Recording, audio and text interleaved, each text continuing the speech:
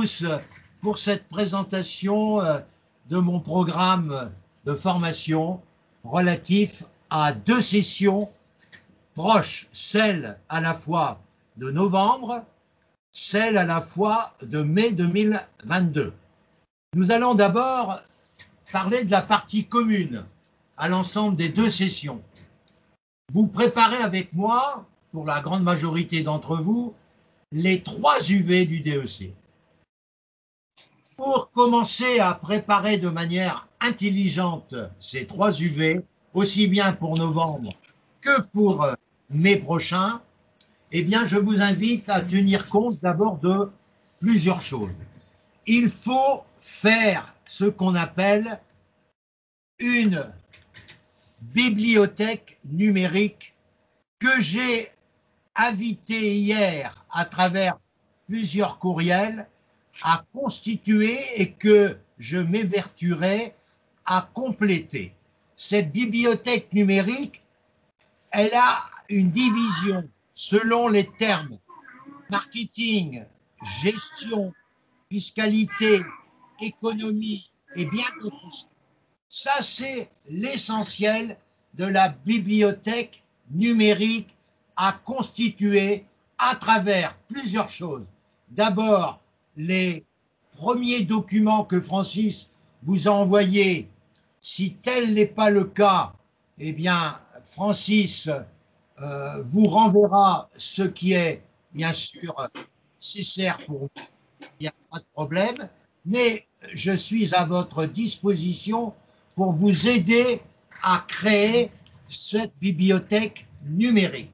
Ça, c'est la première des démarches à créer pour toutes les deux sessions. Et j'ai pour ça qu'hier, sachant que j'allais vous revoir, hier, j'ai envoyé les premiers éléments de la bibliothèque numérique que je vous demande de télécharger. Si, à travers cet exposé, vous n'avez pas reçu la bibliothèque numérique, je me ferai un plaisir de vous renvoyer le travail que j'ai effectué hier et qui sera renvoyé aux personnes qui le désirent. Deuxième travail important, c'est dans l'approche de l'UV2, c'est de constituer votre lexique documentaire pour cette épreuve. Et un lexique documentaire, c'est pas de mettre des ouvrages, ne confondez pas. Les ouvrages, pour l'instant, je vous envoyez 500 ouvrages. Vous imaginez, vous n'aurez pas tout le temps pour lire tous ces 500 ouvrages. Mais il y a des ouvrages dont les titres vont faire tilt. Alors, le lexique documentaire que je vous demande de préparer à la fois pour novembre et à la fois pour mai se constitue à travers plusieurs sources pour lesquelles je suis l'expéditeur. Ces 3 sources sont les suivantes. Actuelle expertise comptable. Je vous envoie tous les jours, 5 jours par semaine, sauf au mois d'août, je vous envoie les informations comptable. Je ne dis pas qu'il faille tout photocopier, non. Il y a des articles qui ne vont pas être photocopiés parce qu'ils ne sont jamais posés.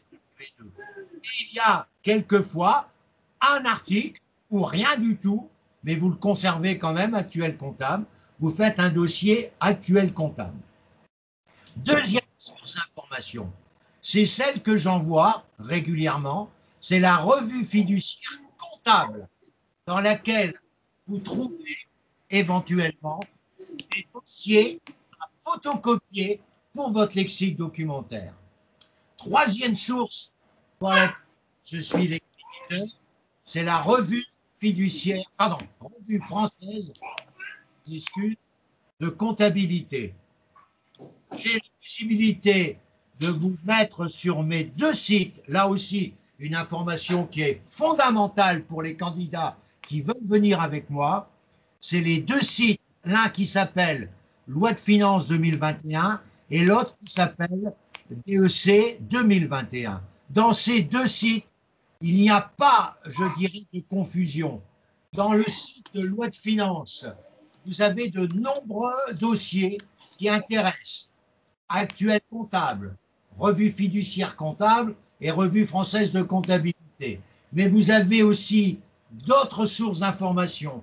Vous avez les actualités juridiques, fiscales, patrimoniales et numériques qui sont mises à jour tous les jours.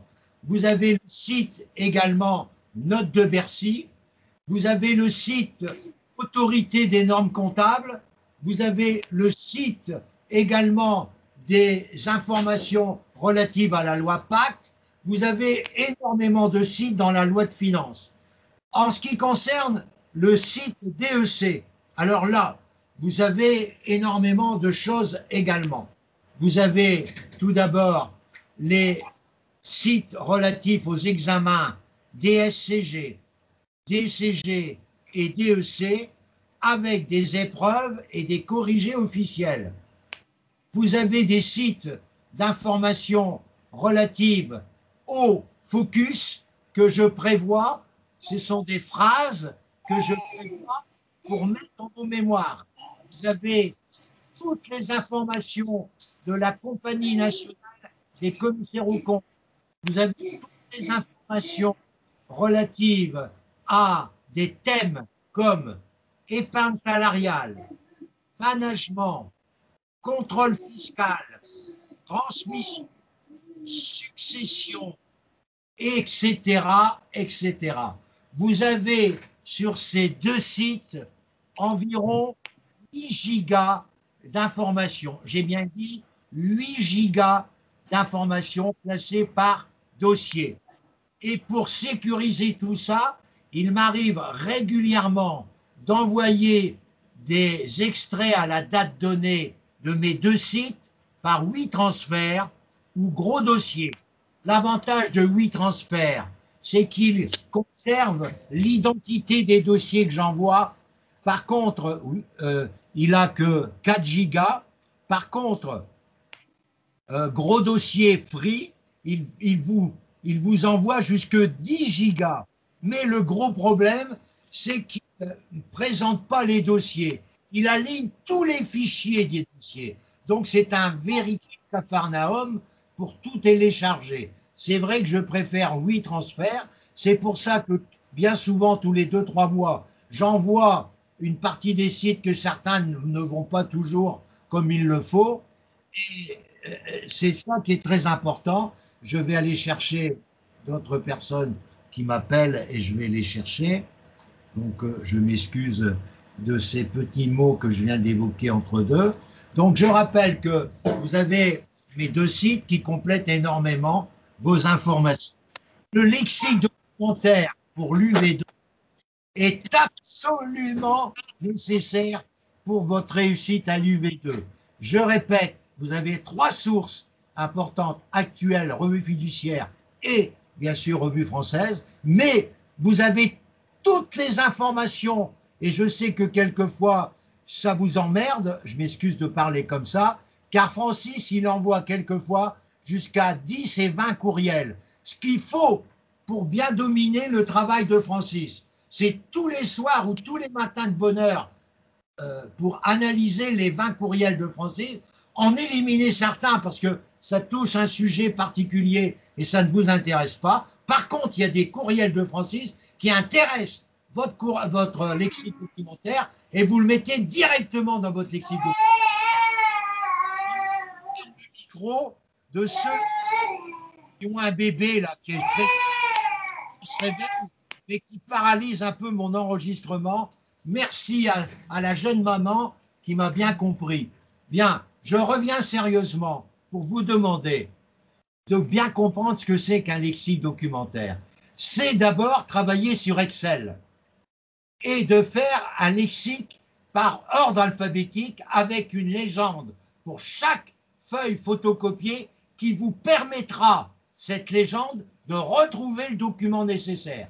Je rappelle que certains amis de la session qui vient de se terminer ont eu jusque 8000 lignes à leur dossier documentaire pour l'UV2. 8000 lignes, ce qui lui a permis par ordre alphabétique de trouver toutes les réponses qui ont été posées, et vous le savez, qui ont été posées le 3 mai dernier. Ça, c'est quand même hyper important de pouvoir analyser 8000 et plus de lignes. Donc, c'est pour vous dire que l'UV2, les amis, aussi bien pour novembre qu'aussi bien pour mai, se gagne à la maison.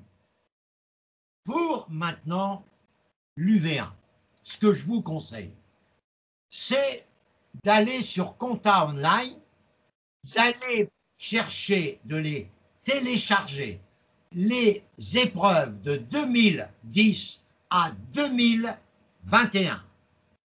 De télécharger, vous mettez sujet UV1, télécharger. Deuxièmement, vous téléchargez, attention, les corrigés indicatifs de Compta Online de ces 20 sessions de 2020 à 2021.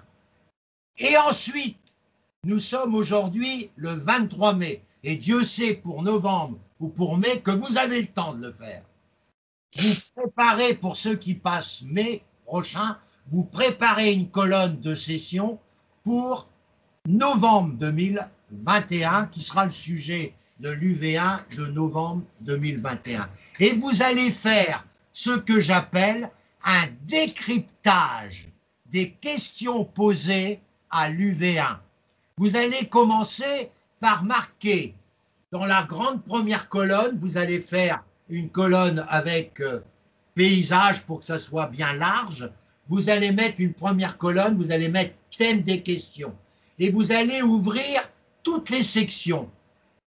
2010, mai, novembre 2010, deuxième, etc., etc., jusque, pour ça, tout le monde fait comme moi, jusque novembre 2021. Ça va servir ceux qui passeront l'épreuve en mai 2022. Et vous allez commencer à éplucher les questions expertise comptable. Donc, vous allez faire deux grands fichiers. Un fichier pour les 10 questions expertise comptable et ensuite, vous ferez un autre fichier pour les questions commissaire aux comptes. Et vous allez noter les questions de la première session de mai 2010. Et vous allez pointer, bien sûr, avec une croix dans la colonne mai 2010, les questions posées, forcément, puisque c'est les questions que vous avez dépouillées de la session de mai 2010. Vous allez faire ensuite la session de novembre 2010 et vous allez tout de suite regarder si l'une des questions de novembre 2010 n'a pas été déjà posée en mai 2010. Si tel était le cas, vous allez mettre sur la ligne que vous aviez déjà rédigée à propos de mai 2010, vous allez mettre une croix dans la colonne relative à novembre 2010. Pour les questions nouvelles de novembre 2010, pour les questions nouvelles de novembre 2010, vous allez ajouter des lignes et vous allez mettre des croix en face de la colonne. Vous allez passer ensuite mai 2011, etc., etc., jusque novembre 2021, ceux qui passeront en mai 2022, et jusque mai 2021 pour ceux qui passeront en novembre. Et vous allez me dire, grâce à quoi? Grâce à ces lignes que vous avez rédigées, vous allez avoir le nombre de croix à calculer sur chaque ligne. Vous avez les colonnes et vous avez les croix. Et vous allez mesurer, ça va vous aider, ça va vous aider. Vous allez mesurer les répétitions et les fréquences des questions. Et ça va vous aider à réviser, mais ça va vous aider à mémoriser les réponses. Et faites ce travail-là, vous allez gagner un temps fou de décryptage de l'UV1. Vous pouvez également, et je reviens à l'UV2, tenter, c'est un peu plus long, mais ça peut rapporter gros, tenter de faire la même chose pour l'UV2 à travers les 20 sessions de mai 2010 que vous avez sur Compta Online jusque novembre 2021 qui seront applicables pour nos amis qui passeront en mai 2022 et pour les autres, bien sûr, ça s'arrête à mai 2021. Je rappelle que pour l'UV1, vous allez faire un décryptage uniquement dans un premier temps pour les épreuves expertise et ensuite vous allez faire un deuxième décryptage pour les épreuves commissariat au compte. Donc vous allez avoir deux grands dossiers, deux grands fichiers, un expertise, un commissaire, mais c'est incroyable le temps que vous allez gagner. Et ensuite, pour vous permettre d'être le maximum avec 20 points pour gagner 10 points ou 19 pour gagner 9 points. Si vous suivez mes conseils, vous allez lire une fois par semaine Carré Deck 1 et Carré Deck 1 bis sur toutes les questions de déontologie. Mais attention, ils font une réactualisation au cours du mois de septembre. Donc, vous pouvez obtenir, moi j'achèterai le tome 1 et non pas le tome 1 bis, parce que le tome 1 bis, lui, il va incorporer la session novembre, il va incorporer la session de mai 2021, mais qui ne sera a priori, à moins qu'elle soit déjà tirée, qui ne sera tirée qu'en septembre 2021. Alors, pour ne pas perdre de temps, j'achèterai le Carré Deck, le premier tome, le deuxième tome que j'appelle moi un bis, parce que je ne sais pas s'ils l'ont appelé tome 2 UV1, j'en sais rien, je demanderai donc d'attendre le mois de septembre pour avoir le deuxième tome. Mais le premier tome, il ne sera pas changé, c'est toujours le même. Mais ces deux ouvrages seront nécessairement à relire avec des fiches de Bristol pour noter les questions qui reviennent souvent. Hein, et à travers les questions qui reviennent souvent, vous avez déjà fait votre décryptage précédent à travers les épreuves officielles. Et ça, c'est énormément les cas qui arrivent le plus souvent et qui sont répétés, vous allez le voir.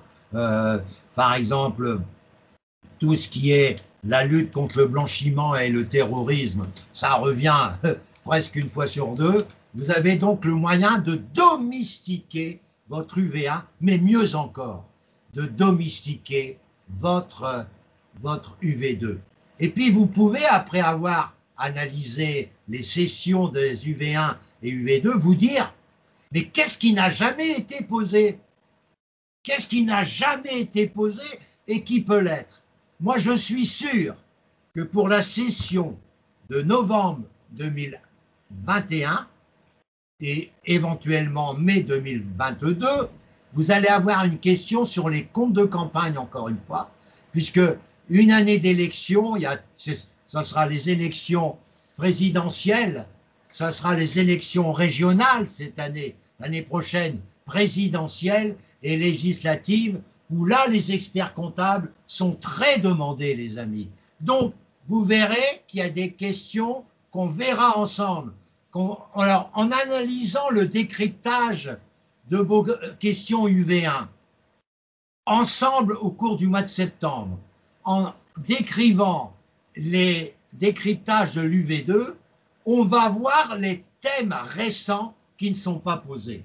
Alors, je vous ai envoyé récemment un webinaire que je vais vous renvoyer d'ailleurs, qui s'appelle les actualités fiscales des 3 derniers mois. C'est fait par des avocats fiscalistes, c'est très bien fait. Et ils vous ont bien sûr développé quelque chose qui risque d'être posé comme question pour mes amis en VAE, mais comme question également pour l'UV2 de novembre, c'est l'examen de conformité fiscale. Il faut, dans votre lexique documentaire, savoir préparer les thèmes les plus chauds, Et ça, c'est quand même relativement important d'avoir le maximum d'informations sur l'examen de conformité fiscale, qui est un coup de pouce aux experts comptables, au détriment peut-être des organismes de gestion agréés, appelés plus ou moins à disparaître dans quelques années, eu égard aux décisions de la loi de finances 2021 en France, qui a diminué progressivement les majorations d'impôts pour les gens qui n'étaient pas adhérents d'une organisation de gestion et qui étaient imposés au BIC individuel. C'est quand même, je dirais, navrant, parce qu'on l'a vu, nous, à travers plusieurs reprises, l'intérêt des OGA, aussi bien libérales, agricoles que commerciales et artisanales, c'est qu'elles nous fournissaient et qu'elles nous fournissent encore des statistiques professionnelles absolument remarquables, chose qui est interdite aux experts comptables. Un expert comptable de standing international, comme les gros bigs, qui ont peut-être dans leur portefeuille, par exemple, 15 je sais pas, moi j'ai n'importe quoi, 15 abattoirs ou 150 abattoirs, ils pourraient faire des statistiques sur la tranche des résultats, de l'effectif des abattoirs et de faire des statistiques. Aujourd'hui, dans la législation d'aujourd'hui, j'ai bien dit, ils n'ont pas le droit, tandis qu'un centre de gestion, une association agréée a le droit. Le jour où ces associations ou centres de gestion vont disparaître, on va se priver de toutes ces informations indispensables pour tout cabinet comptable en France et en Outre-mer pour pouvoir aider un créateur à faire son étude de marché et son étude de zone de chalandise. Et ça, c'est quand même un travail qui va devenir de plus en plus fréquent pour les experts comptables. C'est ça l'évolution du métier et qui va être forcément préjudiciable. Et je le dis avec toute ma sincérité. Je ne peux pas imaginer que les organismes de gestion agréés puissent disparaître. Je reviens maintenant, les amis, à la troisième épreuve qui a le plus gros coefficient, mais qui, pour l'instant, et je le crie haut et fort, est une épreuve qui n'est pas jugée dans les conditions normales. Je m'explique. Pour l'UV1, comme pour l'UV2, vous avez un barème de notation très, très, très appuyé. Le barème est calculé sur 40 points pour l'UV1 et il est calculé pour les correcteurs sur 100 points. Et il est détaillé sur 100 points. Ce qui explique que pour l'UV2, il faut essayer de tout faire, même si c'est insuffisant, parce que tout ce qui est insuffisant, c'est plus que rien, et vous avez des points sur 100. Parce que n'oubliez pas que le travail qu'on vous demande en UV2, c'est 4h30. On sait très bien qu'en 4h30, les dossiers qui vous sont présentés dans la vraie vie, il faudrait 3 jours pour les faire. Dans la vraie vie, avec tout le détail. Vous n'êtes pas dans la vraie vie. Vous êtes dans une épreuve témoin. Vous êtes dans un test de 4h30 pour voir si vous êtes capable de faire ressortir les essentiels avec beaucoup de précision, mais avec beaucoup de pédagogie. Et donc, il faut être concis et non pas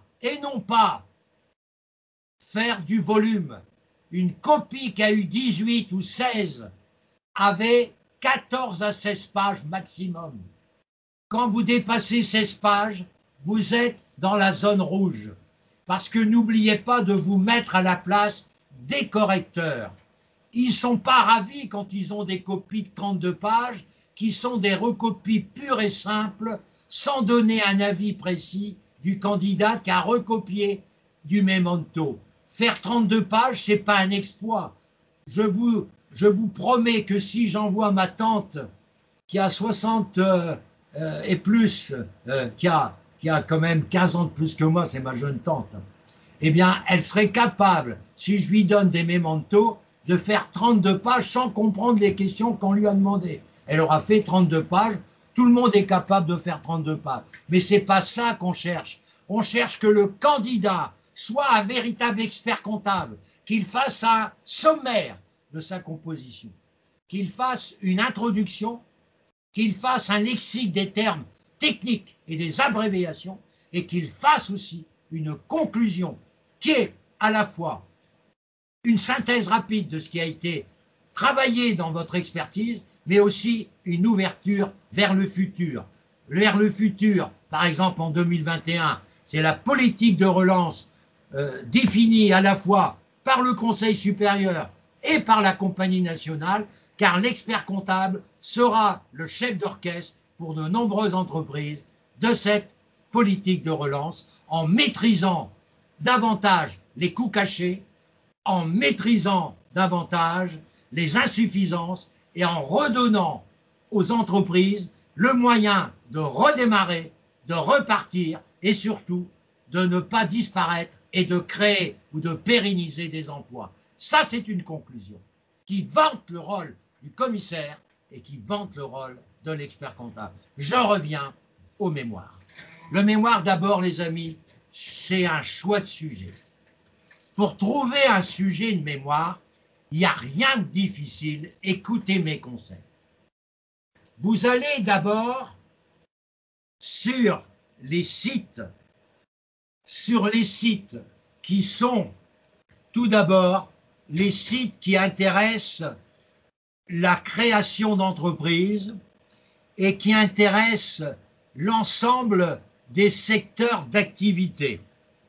Vous avez chaque année, dans plusieurs villes de France, des journées réservées à la petite entreprise. Vous aviez jusque maintenant, avant la pandémie, tous les premiers semaines de février, vous aviez au Palais des Congrès à Paris une semaine sensationnelle pour la création, le développement des petites entreprises. Dans ces manifestations sont présents les experts comptables, les cabinets comptables, des experts comptables à titre individuel, sont présents de nombreux créateurs récents qui vous font, et vous avez des centaines d'ateliers, vous avez des centaines de conférences, et je vous donne plusieurs candidats des années précédentes qui ont trouvé leur sujet de mémoire en allant à ces manifestations. Je prends l'exemple d'un candidat des Hauts-de-France qui m'avait parlé d'un sujet sur la ruche d'entreprise associée à la chambre de commerce. Je lui ai dit, mais écoute mon garçon, tu fais comme moi, c'était en 2018 encore, tu viens avec moi au Palais des Congrès du 5 février au 9 février, tu repères les ateliers que tu as l'intention d'assister, tu n'avais qu'une journée, donc tu cherches la journée où on va parler de ruche d'entreprise. C'était donc une journée, je crois que c'était le mercredi, il y avait un atelier d'1h30, et puis il y avait une conférence l'après-midi. Ce garçon avec moi, mais qui était dans un autre atelier, moi, parce que je ne pouvais pas tout suivre, et je lui ai dit, tu achètes un enregistreur, comme je vous montre là sur Amazon ou n'importe quel vendeur, qui coûte 20 € et qui a 8 gigas. Tu prends ton enregistreur et tu le mets dans ta poche de chemise et tu vas à l'atelier et tu enregistres tout. Il a fait tout ça, ce garçon. Il est arrivé avec moi la semaine suivante. On a fait sa notice. Il a eu un 4-1, les amis. Il a eu un 4-1 que je n'ai jamais eu d'aussi belle qualité. C'était très commenté, mais avec des S partout. Et le gars disait, on sent que vous avez vraiment investi beaucoup dans la recherche, etc. Parce qu'il avait été à ces journées d'information. Je vous les communiquerai au cours de cette année. Vous en avez à Lille, vous en avez à Paris, bien sûr, Palais des Congrès, à Nantes, à Marseille et à Lyon. Vous avez dans plusieurs villes de France et vous pouvez les suivre également en numérique. Mais vous allez, je vais vous donner les sites, allez sur les sites et vous allez voir tous les thèmes de conférences qui ont été présentés en 2019 et 2018, mais 2020, ça n'a pas été possible avec la pandémie, ni 2021, mais vous allez être emballés par les conférences qui sont des thèmes de mémoire. Deuxième source pour trouver votre mémoire, deuxième source, c'est les organismes de formation. Comme qui? Comme Elegia, comme je dirais CJ de formation, comme Francis Lefebvre, comme la Revue fiduciaire, comme tous les organismes de formation, Amundi, etc., qui vous font des programmes de formation avec un plan tout préparé qui peut être, après quelques petites modifications, le travail d'un mémoire.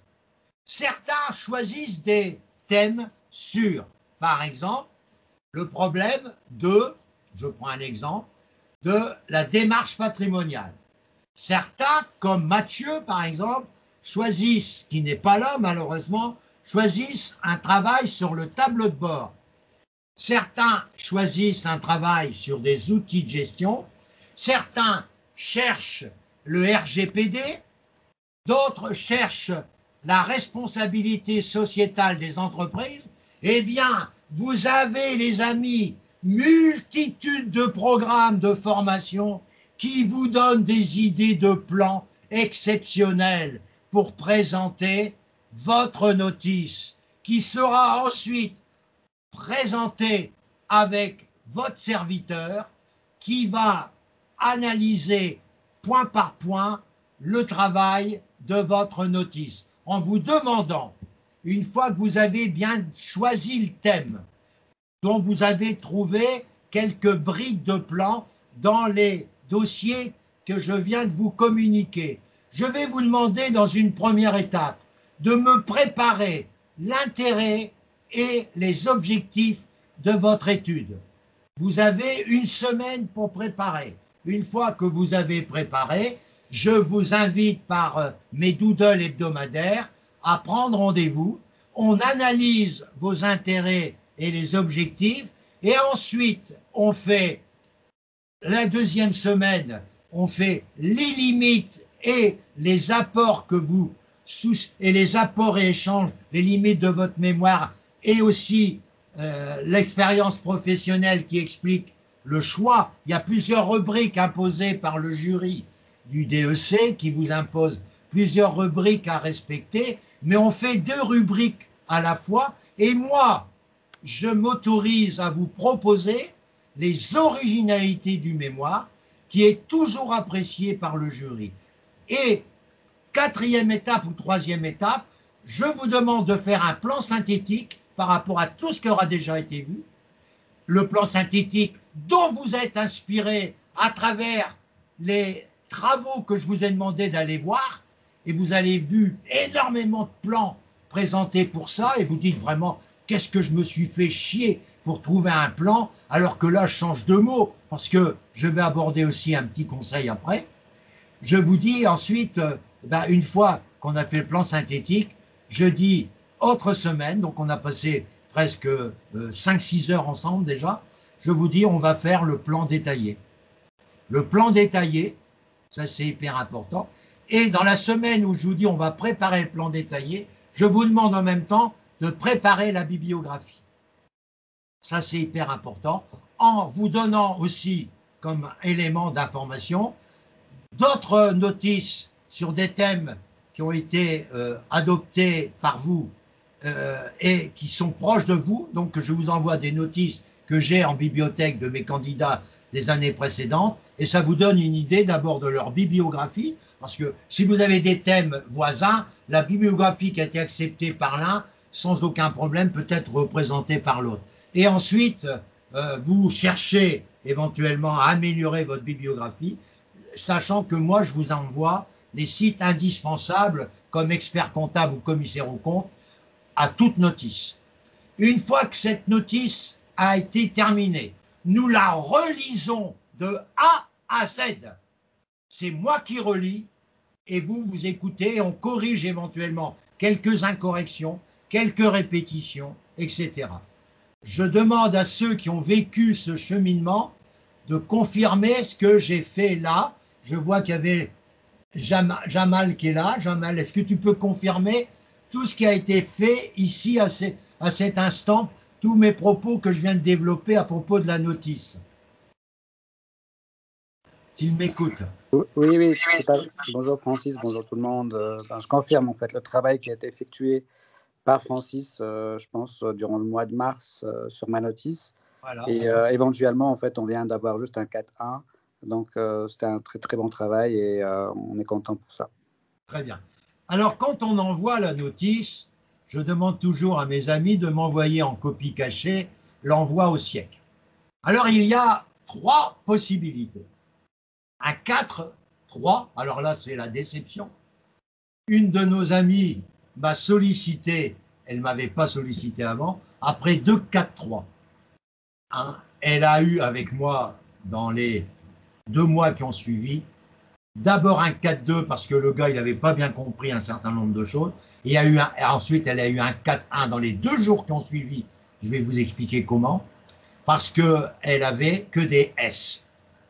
C'était un sujet pour l'implantation d'une entreprise française au Sénégal.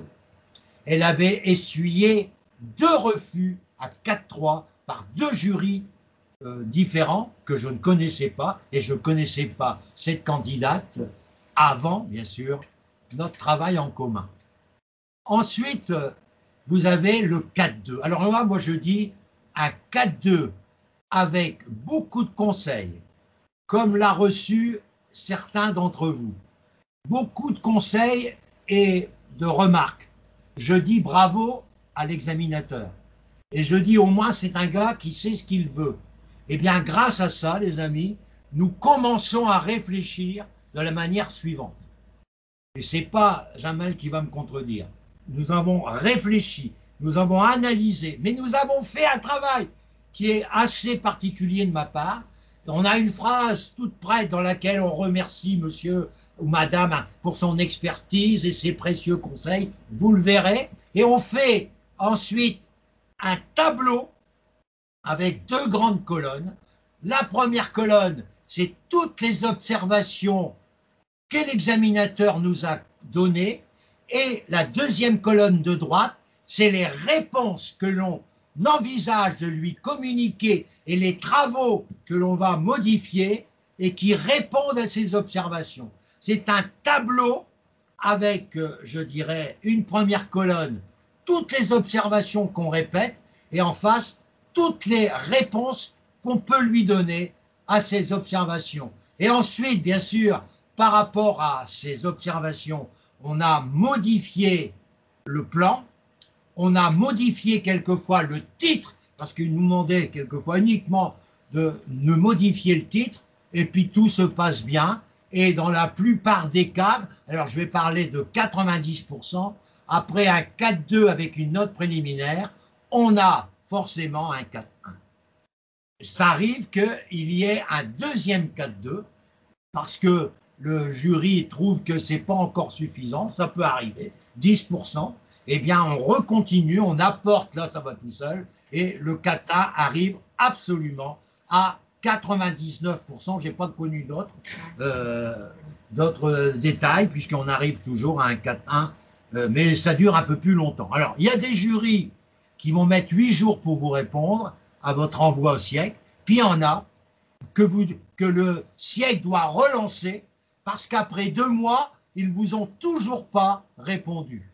Il y a ce que j'appelle des fumistes dans tout corps de métier. Et il y a, chez les experts comptables, comme chez les coachs, il y a des fumistes, mais ce qui est grave, c'est quand on a une délégation de l'État pour analyser la candidature officielle d'un candidat, qu'on ne respecte pas les engagements de probité, d'honnêteté qui sont nécessaires par rapport à l'État qui vous délègue pour savoir si un candidat est apte à devenir soit expert comptable, soit commissaire aux comptes ou autre diplôme.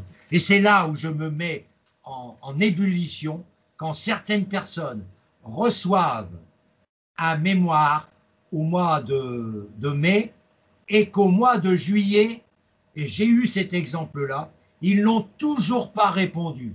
On appelle le SIEC à plusieurs reprises et là, a priori, le jury se réveille et il vous envoie, quelquefois c'est dramatique, il vous envoie un 4-2 alors qu'il aurait pu l'envoyer. Alors vous imaginez, nous l'avons envoyé pour le 8 mai. On n'a toujours pas eu de réponse au mois de juillet. Il nous reste que 2 mois pour faire la réponse. Il nous renvoie un 4-2 le 5 juillet. Il faut qu'on réponde au 4-2 pour avoir un 4-1 et être sûr de pouvoir déposer son mémoire au 31 août. C'est une session de perdu pour la plupart de nos candidats, à moins que le candidat prenne 2 mois de congé entre juillet et août, mais c'est pas possible de raisonner comme ça. C'est pour ça que je dis toujours à mes candidats, même si vous n'avez pas eu de 80 tout de suite, vous commencez à écrire la première partie, qui est une partie que j'appelle descriptive technique et qui ne présente pas, je dirais, de difficultés notoires. Il va peut-être, dans son 4-2, vous demander de la réduire, mais ça, pour nous, ça ne sera pas difficile. Et si vous avez une partie de votre mémoire qui est très pratique, rien ne vous empêche de la préparer sur le plan pratique et de commencer à écrire le mémoire dès que vous avez envoyé votre notice. Moi, je vous conseille à mes candidats de préparer le mémoire. Mais de quelle manière on écrit un mémoire? Tout d'abord, on présente sur son bureau un dossier qu'on a baptisé mémoire. À l'intérieur de ce dossier, on a mis, premièrement, on a mis la notice. On fait un sous-dossier notice. Deuxième sous-dossier, on fait première partie du mémoire. On fait mémoire, première partie. Troisième sous-dossier, mémoire, deuxième partie. Éventuellement, troisième sous-dossier, mémoire, troisième partie. Ensuite, on fait un sous-dossier, introduction. On fait un sous-dossier, conclusion. On fait un sous-dossier, note de synthèse. On fait un sous-dossier, bibliographie. On fait un sous-dossier, sommaire et table des matières. Et ensuite, on fait un sous-dossier annexe. Et ensuite, on fait un sous-dossier qui s'appelle article. Éventuellement, on met quelquefois certains articles pour illustrer à mémoire, tandis que les annexes sont là pour expliquer et conforter à mémoire. Et ensuite, on fait outils qui seront des outils qui seront faits sur Excel. Une fois qu'on a fait ce dossier, à quoi ça sert?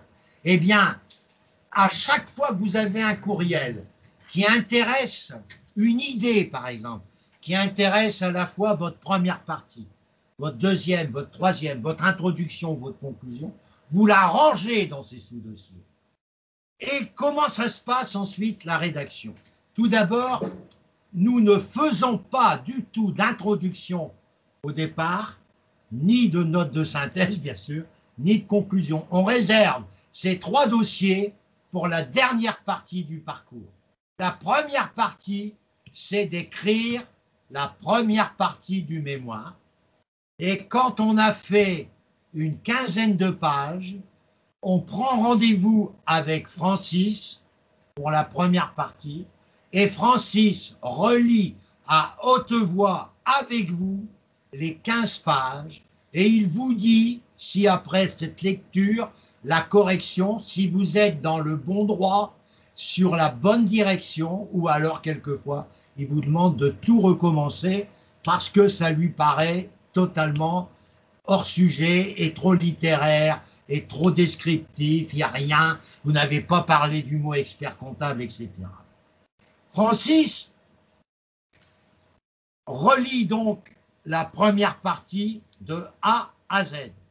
Une fois après plusieurs étapes qu'elle est adoptée, on met la première partie sur notre dossier mémoire et on met première partie et on la valide à la date du 15 septembre, par exemple.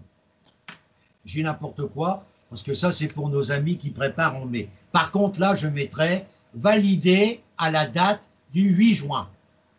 Je continue maintenant avec le candidat.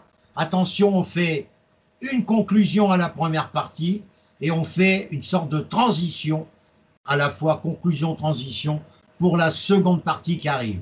On demande au candidat de me préparer dans 8 jours les 10 premières pages de la deuxième partie. Et ainsi de suite. Nous arrivons à la deuxième partie vers le 20 juin, ou alors vers le 20 septembre ou le 20 octobre, puisque là c'est pour le 28 février. Ensuite, nous demandons au candidat de préparer éventuellement, là c'est à lui de voir, la troisième partie. Si c'est le cas, elle sera finie pour le 30 juin. Une fois qu'on a fait la validation provisoire, j'ai bien dit, des 3 parties, on regarde le nombre de pages qu'on a bien voulu respecter. On fait l'amalgame des 3 parties, le candidat, puis il nous dit combien que ça fait de pages. Et il nous reste maintenant 3 choses. 3 choses qui sont importantes, c'est l'intro et la conclusion. Alors pour bien la préparer, cette intro et la conclusion, je demande toujours au candidat de me mettre les mots-clés qu'il pense mettre, sachant que sa notice doit être son pense-bête. Il doit respecter sa notice, il doit respecter les conseils du 4.1, parce qu'on ne parle pas des conseils du 4.2, on parle du conseil de la dernière validation. Il doit respecter les conseils. Donc il doit mettre des mots-clés pour l'introduction comme pour la conclusion. C'est hyper important. Et la note de synthèse, vous me direz, eh bien moi ça va très vite. La note de synthèse, d'abord moi personnellement, c'est une note qui est faite pour les examinateurs feignants qui ne regardent que la note de synthèse et qui ne lisent pas le mémoire, et j'en ai souvent la preuve. Parce que vous voyez des mecs qui vous posent des questions à caractère général, mais vous verrez jamais ces mecs vous dire « Madame, à la page 52, vous écrivez ça, expliquez-moi ». C'est pas ce mec-là. Lui, le mec, il va rester général à travers votre thème, à travers votre note de synthèse. Alors, la note de synthèse, c'est quoi? C'est une forme de compilation entre 2 choses. Tout d'abord, votre notice, une partie de votre notice qui s'appelle objectif, et une partie de votre introduction. Vous faites un mix de tout ça, et vous avez votre note de synthèse. Pour l'agrémenter quelquefois, votre note de synthèse, pour que ça fasse bien, on cherche ensemble une citation d'un auteur ou une citation qui correspond à votre thème. Ensuite, il y a les outils de Francis. Alors, les outils de Francis qui font la différence, ce sont les focus que Francis vous propose toutes les 10 pages. Les focus ont 2 objectifs. Soit de valoriser le commissaire aux comptes ou l'expert comptable, soit, compte tenu des 10 pages, parce que comme c'est toutes les 10 pages, soit du caractère très technique des 10 pages que vous avez écrit, eh bien, pour essayer d'améliorer la lecture, la rendre plus dynamique, plus objective, on crée une sorte de synthèse pédagogique pour renforcer l'attention de l'examinateur. Moi, j'appelle ça, les focus, une bouffée d'air pour l'examinateur qui, quelquefois, lit votre mémoire en plusieurs parties. Il ne lit pas, du moins pour l'examinateur sérieux. Il y en a qui lisent le mémoire dans le train qui les amène à Arcueil et ils ne lisent que la note de synthèse. Et je vous le dis, puisque je l'ai vécu en tant qu'examinateur partenaire de Brebis Galeuse. Et ça, je le dis et je le répète, je ne cesse de le répéter, qu'il nous faut un barème pour obliger les examinateurs,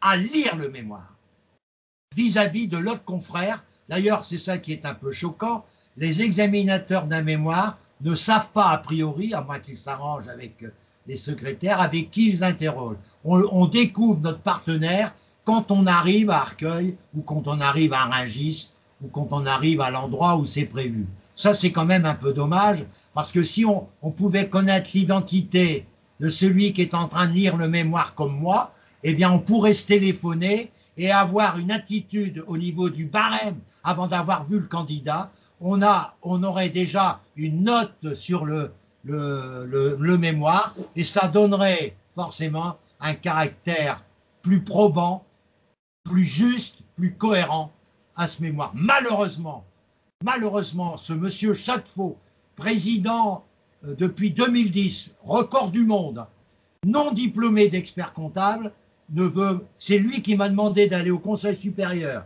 en 2018, où j'étais reçu par le directeur du cabinet, du président de l'époque, M. Lenné, par la directrice de formation, Mme de Michelis, et par Mme Nicolas Sellac, qui était la présidente. Nous avons passé 2 heures. J'ai expliqué mon barème. Ils ont dit c'est vrai. Et je reprends l'expression de Mme Nicole Sellac qui disait le mémoire doit avoir une note plus importante que la soutenance. Eh bien, malheureusement, pour beaucoup d'entre nous, et encore beaucoup de jurys, tout se résume à la soutenance. Alors, ce qui est grave, c'est qu'il y a des gens qui font des soutenances remarquables avec des mémoires à plus de 200 fautes d'orthographe qui n'ont pas été pénalisées. Pourquoi? Parce que le mec qui vous a mis votre 14 n'a pas lu votre mémoire. Et on envoie en bibliothèque, voilà la réputation du diplôme d'expert comptable, on dit c'est des bricoleux. C'est l'expression que j'ai déjà entendue. On va voir un mémoire sur bibliothèque, il y a 200 fautes d'orthographe. Vous imaginez que ça valorise la profession, ça? Non. Donc il nous faut un barème. Et moi, je suis pour la maîtrise de l'orthographe. Parce qu'un expert comptable qui commet des fautes, et vous savez que les fédérations des centres de gestion avaient eu l'intention bousculée sur un plan politique, d'éditer un livre, écoutez bien ce que je vais vous dire, un livre des perles. Vous savez qu'il y a le livre des perles du baccalauréat, tout le monde rigole, des perles que certains candidats peuvent écrire le jour du bac. Là, il y avait un livre qui était presque terminé sur les perles des cabinets comptables pour les questions posées sur certains de nos dossiers par les centres et associations agréées. Vous imaginez la réputation pour nos experts comptables.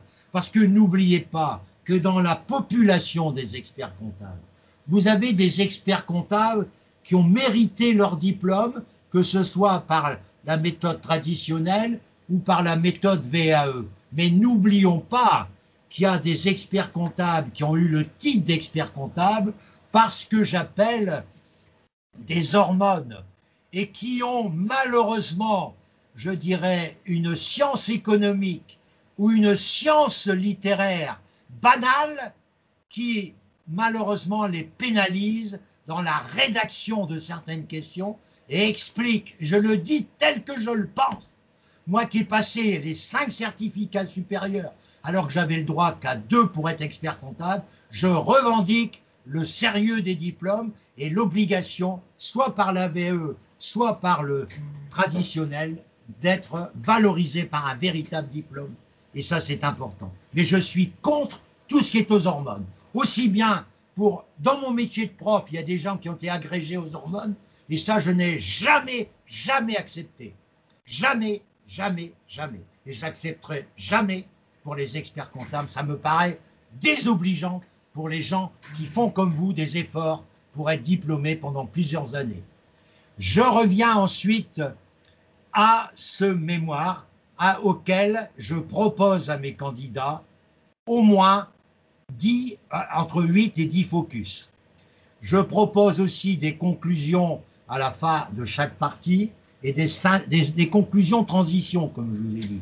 Donc avec les focus, vous avez 90% des jurys qui vous disent que c'est parfait, mais vous avez 10% de gars qui sont incultivés, qui ne comprennent pas l'intérêt des focus. Vous avez 10%. Disant que vous avez fait des focus, à quoi ça sert? Nous, on ne comprend pas quoi l'intérêt. Voilà, vous avez malheureusement dans un public 10%. Mais vous avez 90% qui vous disent, ça c'est bien, il y a même des gars qui ont dit, ça c'est vraiment bien, on vous félicite pour les focus. Donc, je vous dis, vous avez une population qu'il faut respecter.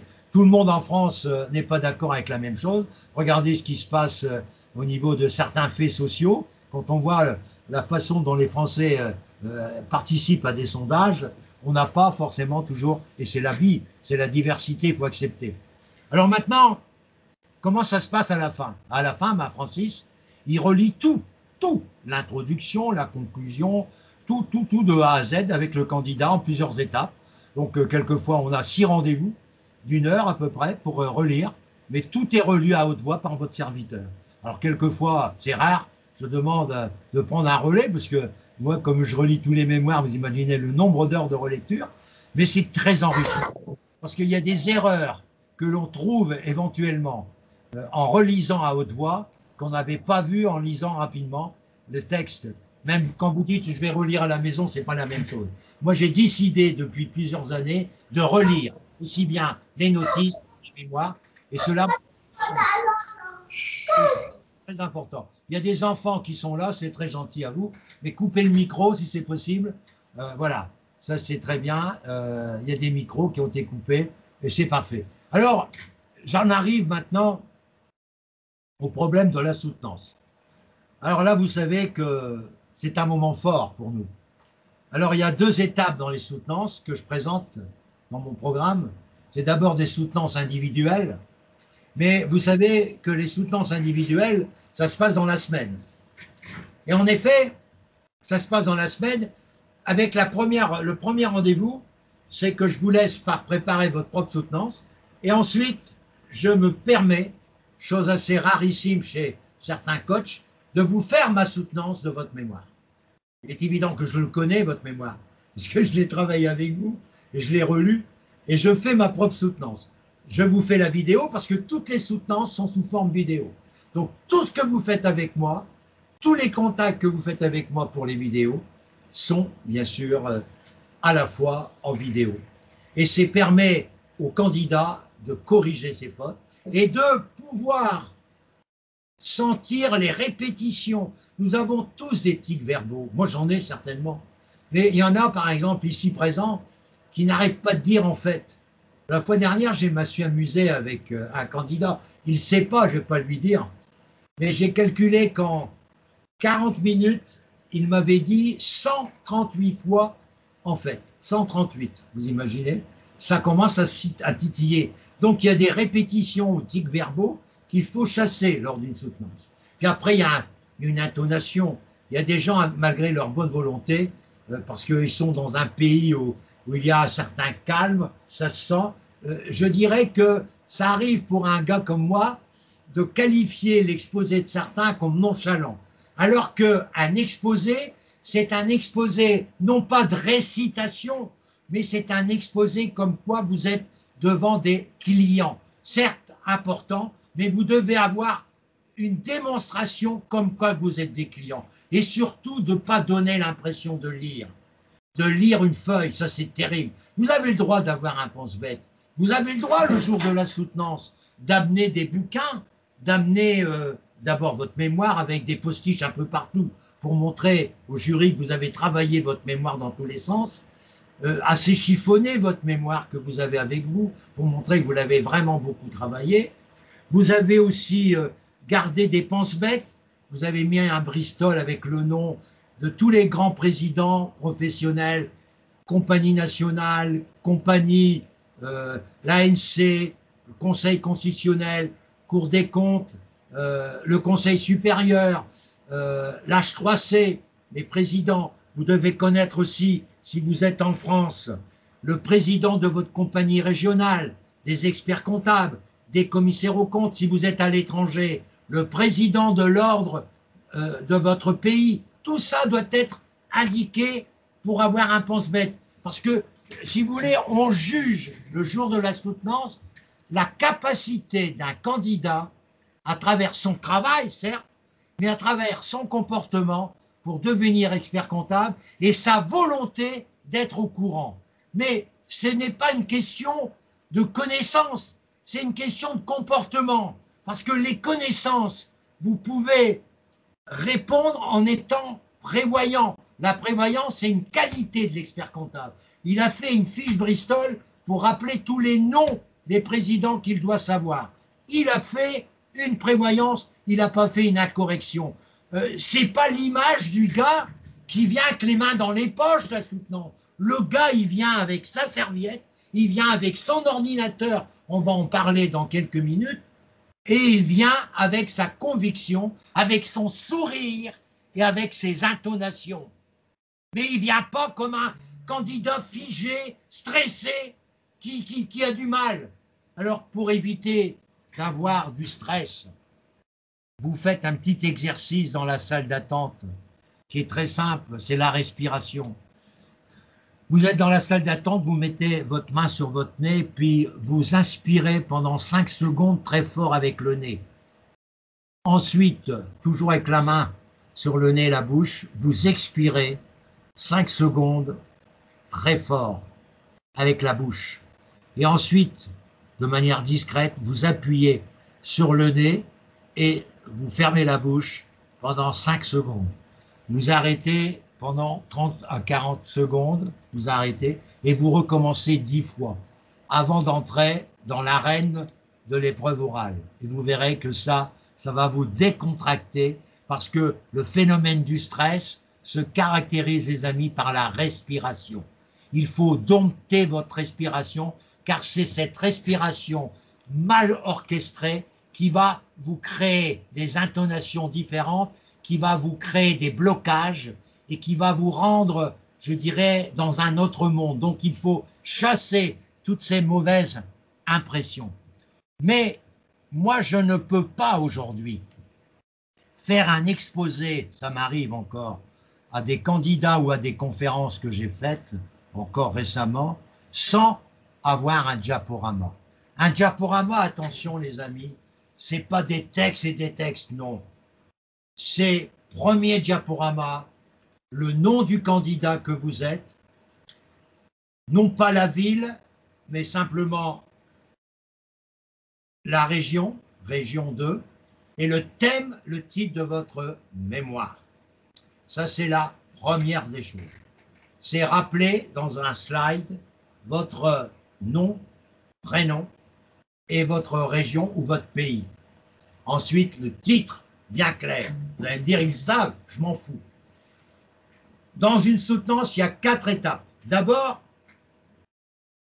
c'est de dire bonjour madame, bonjour monsieur, s'il y a une dame et un monsieur.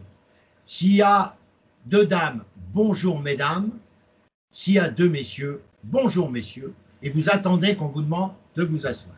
Une fois que vous êtes assis, vous allez demander l'autorisation d'utiliser votre micro portable ou votre tablette, de telle manière qu'elle soit présentée sur la gauche, afin que vous puissiez regarder ce qui va se dérouler, mais que le jury puisse voir également ce qui va se dérouler. Vous n'allez pas lire votre diaporama, vous allez le faire circuler pour que le jury sache le déroulé de votre exposé. Une soutenance se passe en 4 étapes. D'abord, la présentation du candidat. Vous arrivez, vous dites « Francis Tison, je suis des Hauts-de-France et j'ai le plaisir aujourd'hui de vous présenter mon mémoire sur… » Vous rappelez donc, première chose, vous dites votre nom, prénom. Je viens du Cameroun, je viens du Bénin et j'ai le plaisir de vous présenter mon mémoire sur. Ensuite, votre exposé, vous pouvez l'annoncer, sera décomposé en 4 parties. La première, c'est mon cursus académique et professionnel. La deuxième partie sera pourquoi j'ai fait ce mémoire, les motivations qui m'ont poussé à faire ce mémoire. La troisième partie, c'est l'ensemble de mes apports scientifiques qui m'ont permis par mes recherches, par mes séminaires, par mes webinaires, de vous présenter ce programme que j'ai présenté aujourd'hui. Et la quatrième partie, c'est le cœur même de mon mémoire, qui va développer ces parties en essayant de faire ressortir 2 apports. Les apports dits techniques, ce sont des apports qui sont valables pour tous les comptables de France et de Navarre, les comptables d'associations, les comptables de chez Renault, de Peugeot, de chez Amazon, comme du petit épicier du coin, et les apports professionnels qui, comme son nom l'indique, n'intéressent ou n'intéresseront que les cabinets comptables, à la fois expertise et à la fois commissariat au compte. Voilà le projet. Et je réserverai toujours à la fin de mon diaporama une chose qui est fondamentale et une citation qui traduira mon état d'âme, mon comportement, mais qui sera peut-être en liaison avec mon pays ou en liaison avec le thème de mon mémoire. Alors, premier slide, je vous ai dit, c'est votre nom, prénom et le thème de votre mémoire. Le deuxième slide, c'est mon cursus académique. Alors, quand je dis académique, c'est pas scolaire, hein, c'est ridicule, vous n'êtes plus à l'école primaire. C'est, vous mettez DCG, DSCG et bien sûr, ou alors vous mettez maîtrise, etc. Cursus professionnel, pour gagner de la place, vous le mettez. Vous mettez cabinet traditionnel pendant 10 ans, cabinet de taille intermédiaire, sans jamais donner le nom du cabinet. Et ceux qui sont en entreprise, il faut réfléchir. Pour ceux qui sont en entreprise, normalement, le diplôme est réservé, c'est vrai. Dans l'optique même du diplôme, c'est réservé aux activités libérales. J'ai pas peur de dire que certains jurys, soyons clairs, n'aiment pas les entreprises, que vous travaillez en entreprise. Ils disent que c'est du gâchis. Mais rien n'empêche que vous pouvez expliquer à la fin de votre exposé que dans l'optique d'une réussite au DEC, vous allez repartir vers le cabinet comptable. Ça, c'est toujours une information, même si vous ne le pensez pas, c'est toujours une information qui va dans le sens de ce que aime bien entendre. Parce que, vous savez, faire preuve d'empathie, c'est, pour moi, la soutenance, c'est une pièce de théâtre. Il faut dire des choses qui vont faire plaisir au jury. Dire que vous allez récupérer prochainement le cabinet comptable, c'est une magnifique conclusion. Ensuite, une fois que vous avez évoqué votre cursus académique et professionnel, vos apports scientifiques, vous n'allez pas lire, vous allez rappeler quelques webinaires, la bibliographie, vous mettez voir bibliographie détaillée, vous avez écouté aussi certaines émissions sur YouTube, vous avez vu certaines émissions de télé, vous expliquez que vous avez fait de nombreuses recherches sans lire ce que vous avez, vous parlez de vos apports scientifiques.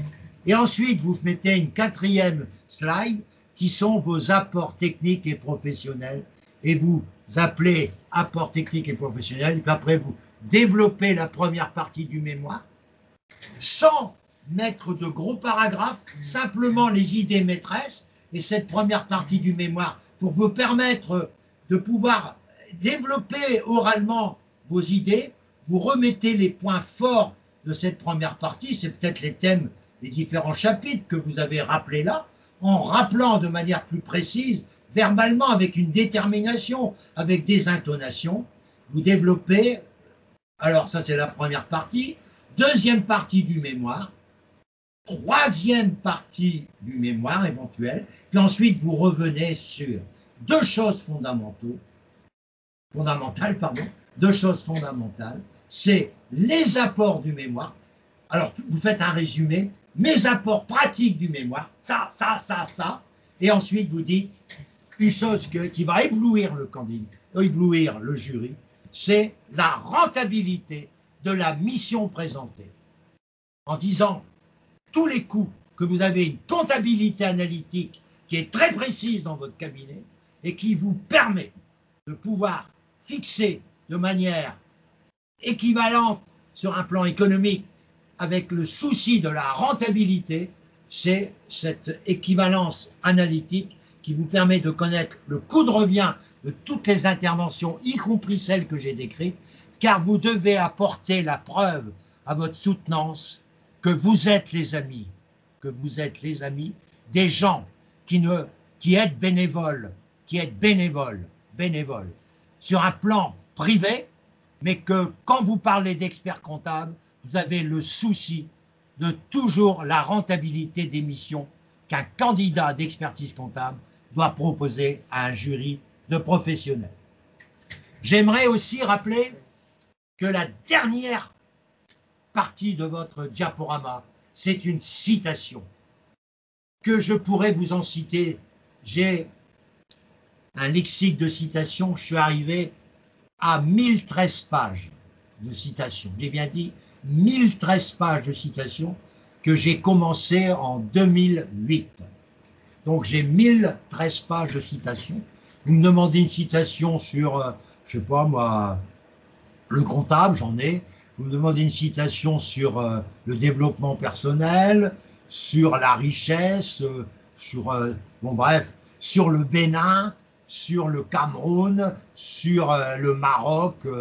J'ai des citations. Et moi, je dis toujours à mes candidats de pays étrangers, et surtout nos amis africains, je dis, faites toujours dans votre préparation avec les documents, ayez toujours un certain nombre de citations préparées sur du Bristol avec vous le jour de la soutenance, apprenez-les par cœur, qui sont à la fois des citations en relation avec votre mémoire, mais surtout, je pense à mes amis béninois là, présents, ou mes amis marocains et voire algériens présents, essayez de trouver des citations de votre pays qui valorisent votre pays, et ça c'est génial.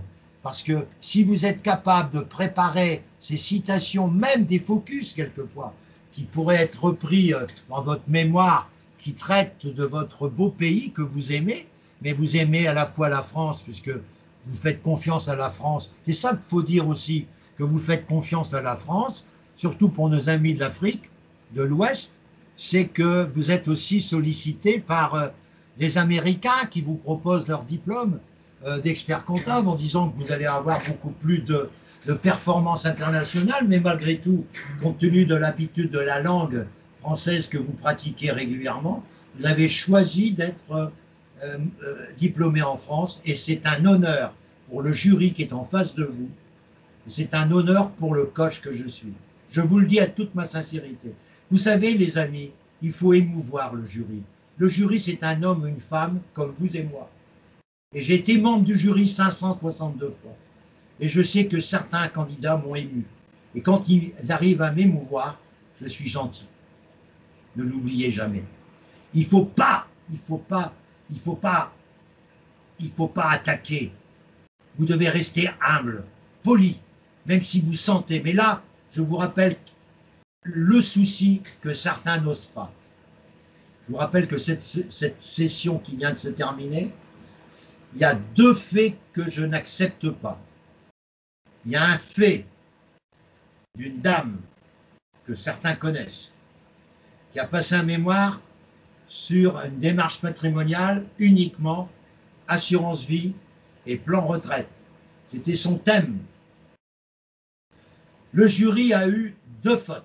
La première faute, il a eu un comportement sexiste en parlant de secrétaires qui bénéficient de certains avantages parce qu'elles sont jolies, etc.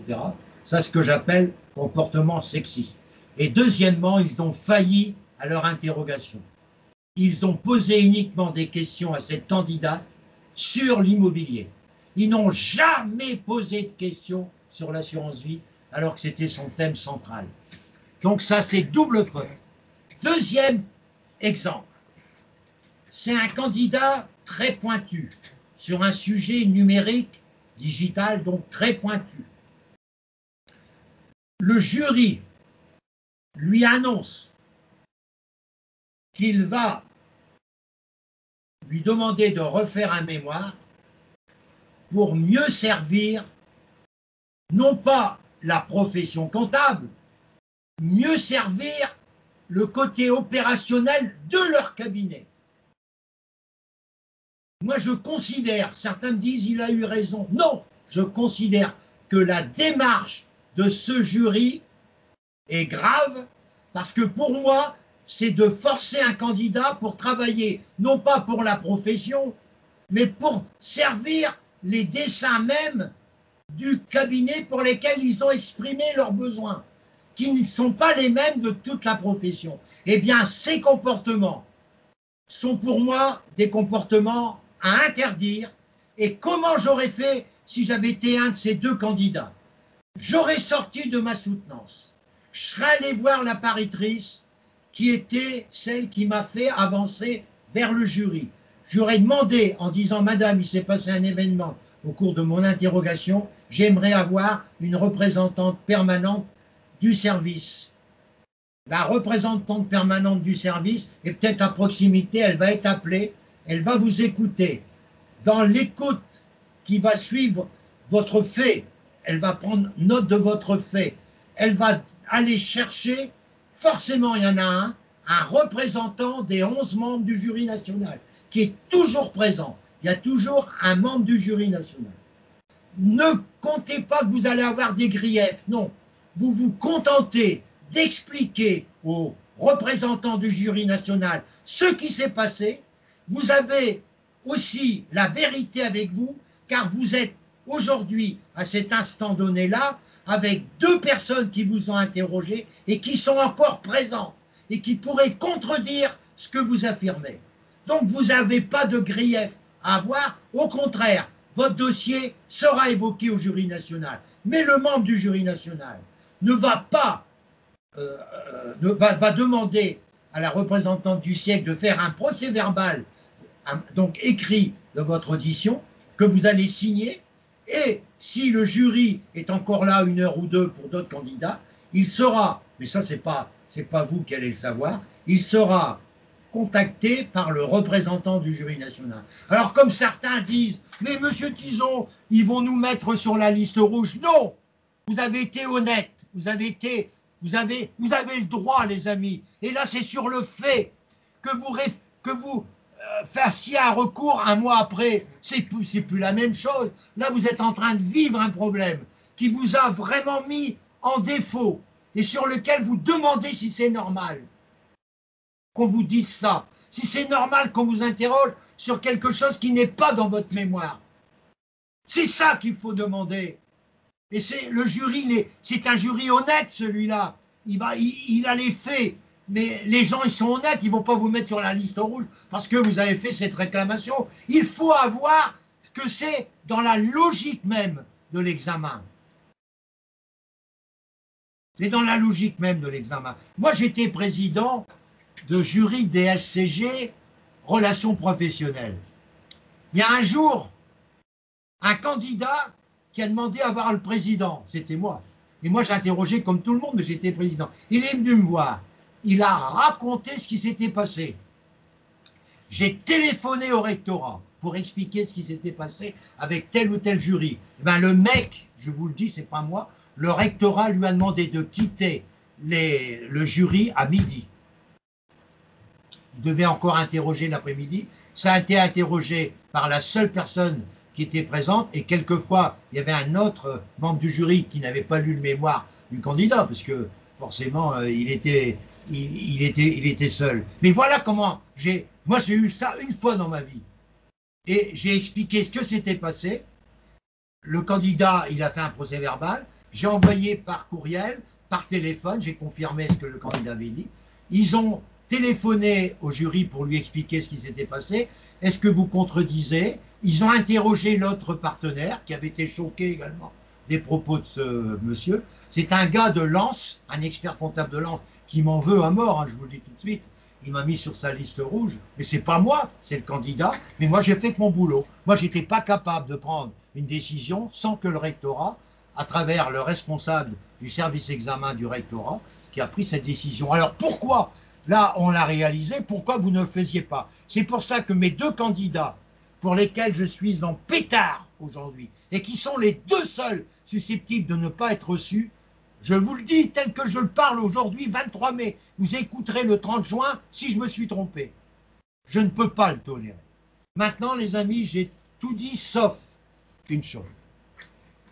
En dehors du mémoire que je vous ai mis sur votre dossier, j'aimerais que vous mettiez sur votre bureau un autre grand dossier indispensable pour votre réussite. C'est le dossier que j'appelle moteur de recherche. Vous allez me mettre, et vous allez écouter, vous allez les noter, je vais aller doucement, vous allez me mettre plusieurs moteurs en raccourci de recherche sur ce dossier moteur de recherche. Vous allez mettre tout d'abord alerte Google. Vous allez aller sur Google et vous allez créer alerte Google et vous allez faire le raccourci d'alerte Google que vous allez placer dans moteur de recherche sur votre bureau. Vous allez faire un deuxième moteur de recherche qui s'appelle Ask, A-S-K. Vous allez chercher sur Google et vous allez faire un raccourci, forcément. Ensuite, vous allez prendre un troisième moteur de recherche. C'est Bing, B-I-N-G, Microsoft. Je répète, Bing, plus loin, Microsoft, que vous allez aller chercher sur Google et que vous allez mettre en raccourci sur moteur de recherche.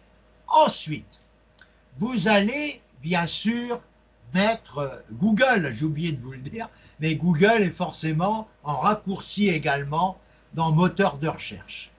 Ensuite, vous allez trouver un autre moteur de recherche qui s'appelle moteur Yahoo. J'ai bien dit, mettez dans vos recherches Google moteur Yahoo. Moteur, plus loin, Yahoo. Autre moteur de recherche fabuleux, c'est Mozbot. M-O-Z-B-O-T. Je répète, Mozbot, M-O-Z-B-O-T. Ensuite, vous allez mettre Quant, un autre moteur de recherche, Q-W-A-N-T. Je répète, Quant, Q-W-A-N-T. Ensuite, dans ces moteurs de recherche, pour votre clé USB, vous pouvez mettre des vidéos. Vous allez mettre YouTube. Vous mettez le raccourci au YouTube dans vos moteurs de recherche. Ensuite, vous allez mettre des autres moteurs de recherche qui sont fondamentaux pour notre réussite. C'est tout d'abord WeTransfer. C'est pour transférer, vous faites W-E-T-R-A-N-S-F-E-R. Je répète, WeTransfer, W-E-T-R-A-N-F-E-R. Vous allez mettre ensuite un autre gros moteur de recherche qui va vous permettre de transférer jusque 10 gigas. Par exemple, une vidéo qui fait 8 gigas, c'est difficile à transférer. Ou un film. C'est le site qui s'appelle Gros Fichier. Il s'appelle Gros, comme gros, fichier. Et vous mettez entre parenthèses Free. Vous allez sur Free, là. Vous mettez Free et vous mettez Gros Fichier. Ces gros fichiers, vous pouvez aller jusque 10 gigas. Donc, quand vous avez une vidéo importante à transférer à des amis, vous prenez ce dossier-là. C'est formidable. Ensuite, vous avez un autre dossier important, c'est le dossier des synonymes en France. Vous mettez les synonymes en France. Grâce aux synonymes que vous allez mettre dans votre moteur de recherche, quand vous faites un article qui vous paraît intéressant, pour éviter qu'on vous parle de plagiat, vous avez un titre à cet article. Vous avez un mot fort dans cet article. Vous cherchez le synonyme du mot fort. Vous modifiez 2-3 mots dans l'article avec des synonymes. Ce qui vous empêche d'être plagiat. Parce que vous avez apporté votre griffe personnelle. Donc les synonymes sont très importants. Et ensuite, pour encore aller plus loin, vous avez un site qui me paraît très intéressant, qui vous permet, pour ceux qui sont passionnés de démarches patrimoniales, et il y en a, vous avez le site Defiscalator, je répète, D-E-F-I-S-C-A-L-A-T-O-R, je répète, Defiscalator. Très bien. Ensuite, vous avez encore un site qui est réservé aux experts comptables.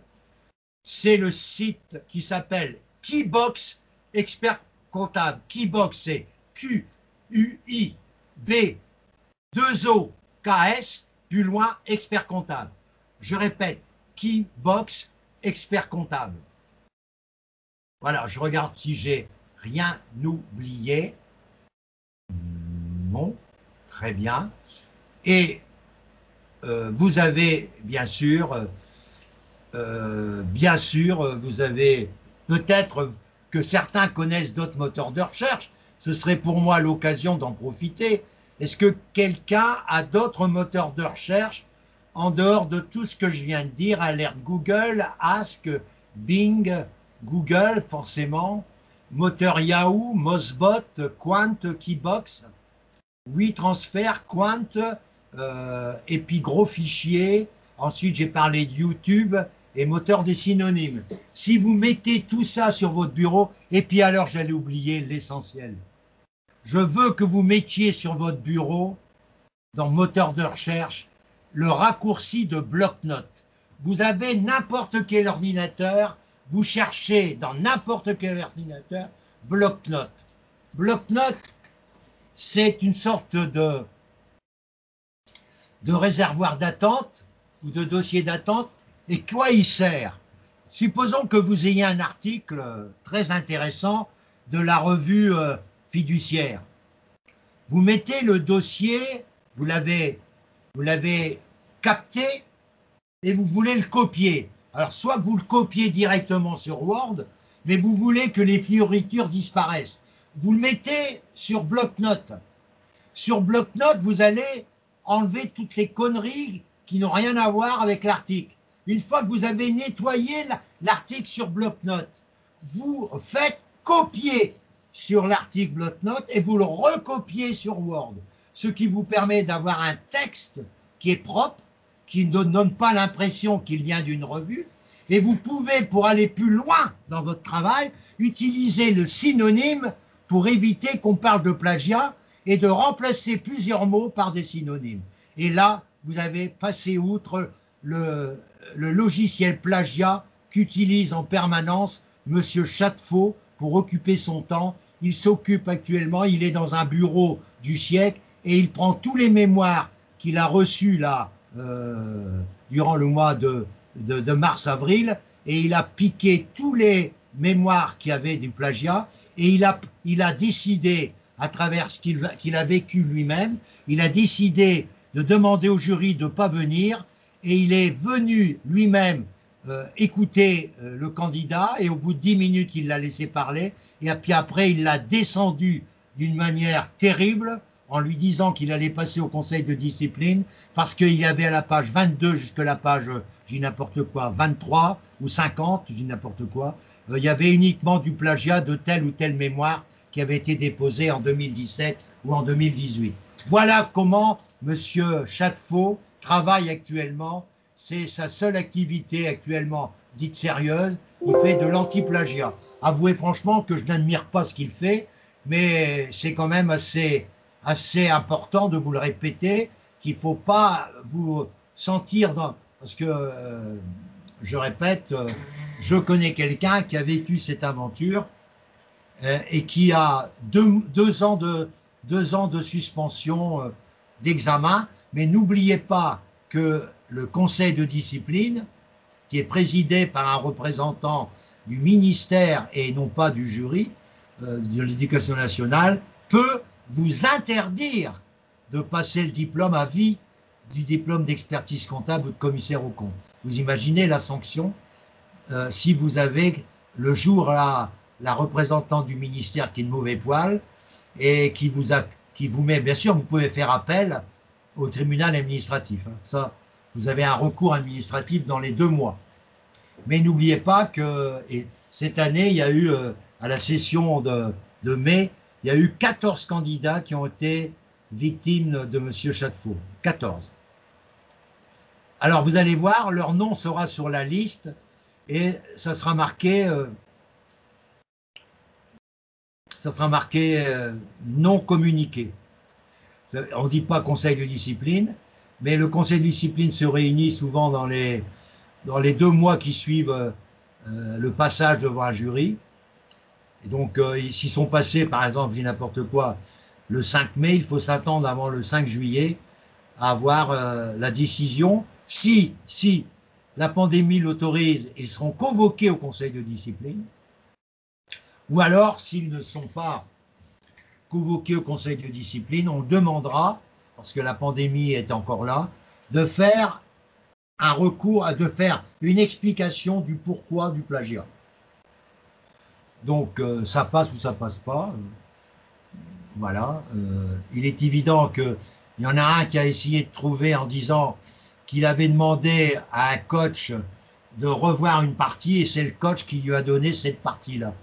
Ça n'a pas bien marché, ça peut être bien marché dans la mesure où avoir été suspendu 5 ans, il a été suspendu 2 ans et il avait même donné le nom du coach. Hein. C'est pour vous dire à quel point il avait essayé de se défendre à fond. Mais malheureusement, il a eu que 2 ans, c'est déjà pas mal. Mais c'est quand même 2 ans de perdu et la réputation, elle est là.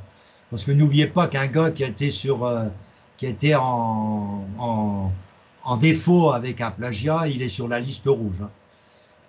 Si un jour il veut passer la VAE, il aura du mal parce qu'il sera toujours considéré comme un gars qui a triché. Ça, faut jamais l'oublier.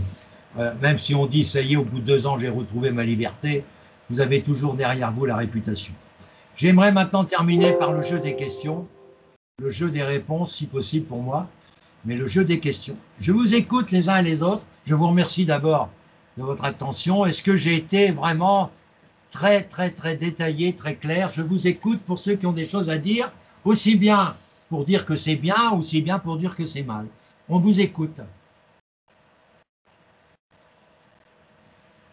La personne qui parle, eh bien, écoutez, si tout le monde a bien compris, j'ai été clair pour tous, pour ceux qui m'écoutent pour la présentation. Comment? Excellente présentation. Merci beaucoup, monsieur Samuel, que j'ai reconnu parmi tant d'autres.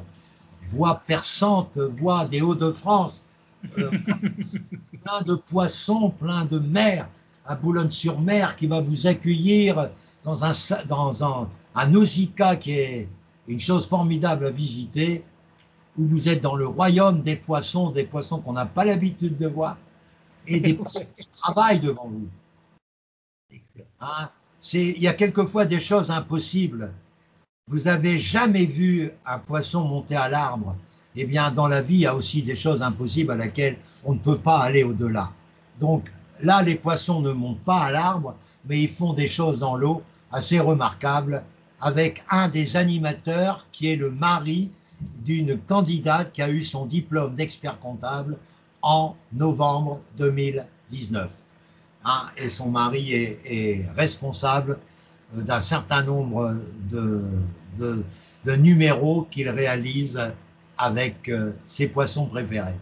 Voilà. Donc je vous invite à aller voir Samuel qui vous accueillera dans son cabinet où il fait des missions très intéressantes et il vous permettra d'aller à Nausicaa car son cabinet n'est pas loin de Nausicaa. Voilà. Alors, programme complet, détaillé, merci, c'est très bien. Isidra, elle a bien compris tout ce qu'on a vu encore ce matin avec elle. Avant de vous voir, j'avais vu Isidra. Donc, je reste à la disposition de tous ceux qui vont m'écouter et qui viendront. Alors, je rappelle que je mettrai mon nom et mes adresses en dessous de la vidéo. Je remercie tous les amis anciens ou nouveaux là depuis quelques semaines et qui ont bien voulu se joindre à moi. Et je reste à la disposition en vous souhaitant de bonnes fêtes de Pentecôte, de bien en profiter. Mais dès demain matin, je travaillerai avec certains d'entre vous car les rendez-vous se perpétuent toute la semaine, y compris le dimanche, la preuve, mais y compris les jours fériés comme le lundi de Pentecôte qui n'est pas férié pour tous. Et pour moi, il n'est pas férié, sauf que l'après-midi, c'est réservé à ma famille, donc je ne serai pas exceptionnellement. Mais toutes les soirées et tous les matins, je réserve quelques heures à chacun ou chacune d'entre vous, selon vos désirs. À très bientôt, merci de votre attention et passez un excellent dimanche ensoleillé, j'espère, pour ceux qui m'écoutent. Surtout pour ceux qui m'écoutent de l'Afrique, il n'y a aucun souci. Le soleil est toujours présent. Ce que je veux, c'est qu'avec moi, le soleil soit dans vos cœurs le jour de la proclamation des résultats. À très bientôt. Je vous embrasse tous. À très, très bientôt.